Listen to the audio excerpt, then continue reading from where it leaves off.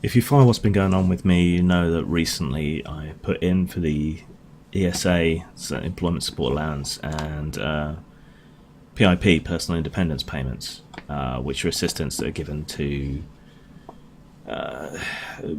people with disabilities, problems, whether physical or mental, but they're not really suited to or catering to people with mental illnesses or variable illnesses.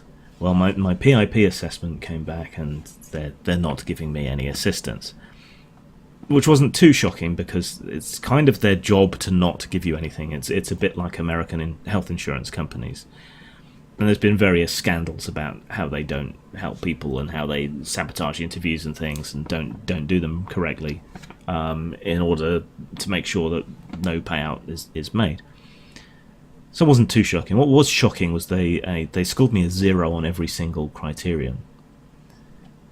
And all those criteria are like things you do in day-to-day life.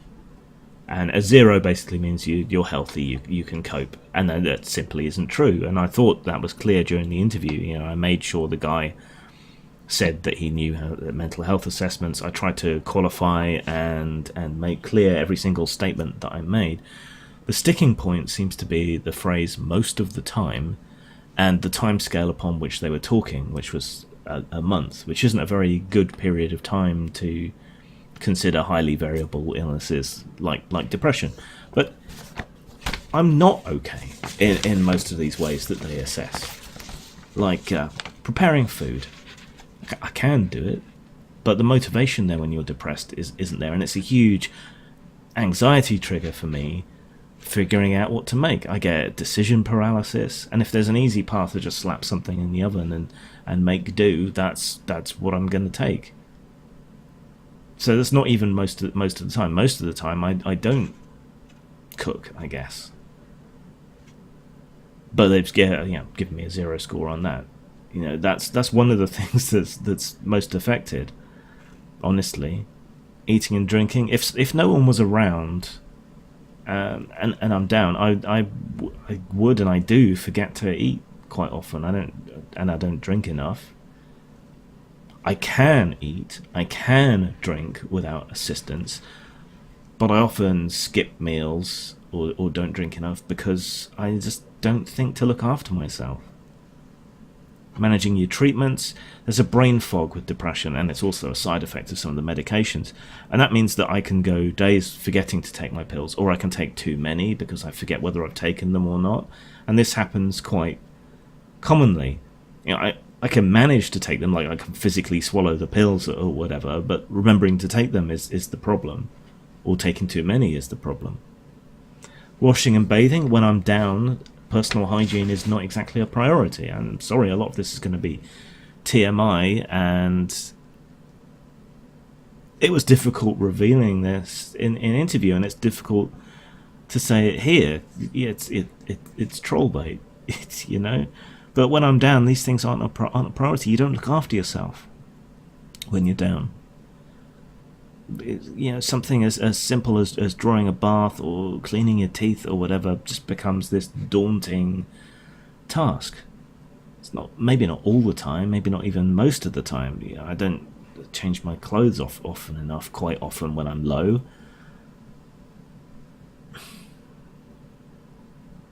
But they didn't really explore that in the questions. It just seemed to be looking for a tick box, yes, no, a binary answer, not anything with any nuance or understanding to it.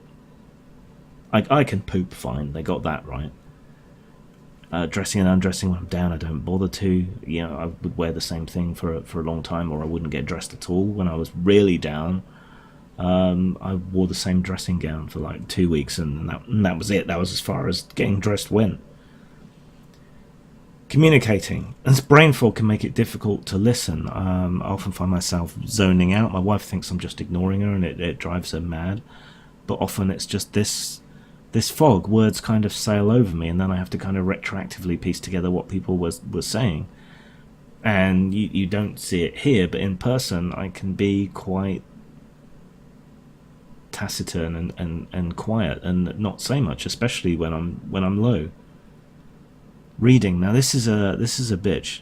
I mean, when I phoned up about this, they were telling me that we're not assessing whether you can work or not. That's not what this assessment's about. It's about day-to-day stuff. But my job is my hobby, is my home life, because I work from home to a large extent. And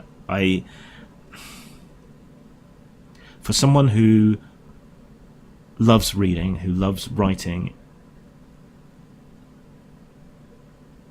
it's really difficult. I've barely read anything in a couple of years now. I have no confidence in my writing, because often I'll be reading and I'm going over the same paragraph time and time again to try and make it stick, and it just won't. Concentrating on anything like that for more than like 45 minutes at a time is really difficult and heartbreaking. But apparently I'm fine, because I can read a short paragraph out loud to them and understand what it means, and I can repeat words back to them and so on. Apparently that means I'm absolutely okay, and it has no impact on my life, apparently. Mixing with other people, this is the major source of my anxiety. I see my friends about every month and a half in a structured environment in order to play role-playing games and eat together and stuff. That's it, and honestly that is almost as much as I can bear. I'm usually knocked out for a couple of days after having to socialise that much. Going to the village shop to get anything is a stress. Mixing with people of any kind is a stress. I get kind of claustrophobia around crowds of people. So I can do it, but it takes a toll. But they don't seem interested in that side of things. I can handle money, but again, the motivation has to be there. And then they do these questions about your mobility. Okay, I don't have a physical disability, but planning and following a journey, this is the other major source of anxiety to me. There is one route I can drive without having some degree of anxiety or panic attacks. Everything else, I have to have someone with me, and even that doesn't necessarily help.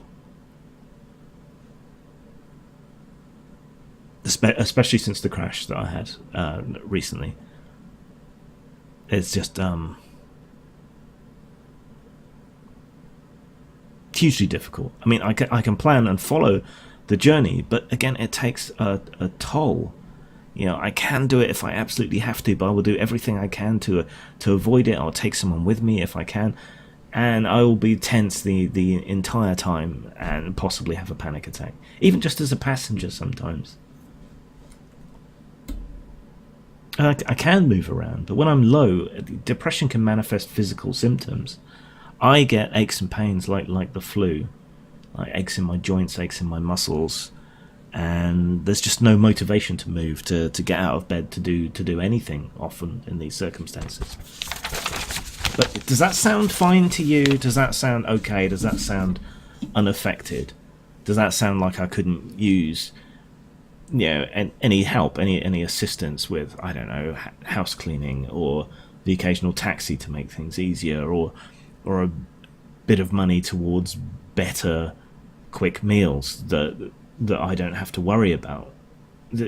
Just anything like that, just a little bit of extra money to grease the wheels, make things a bit easier on me and my family.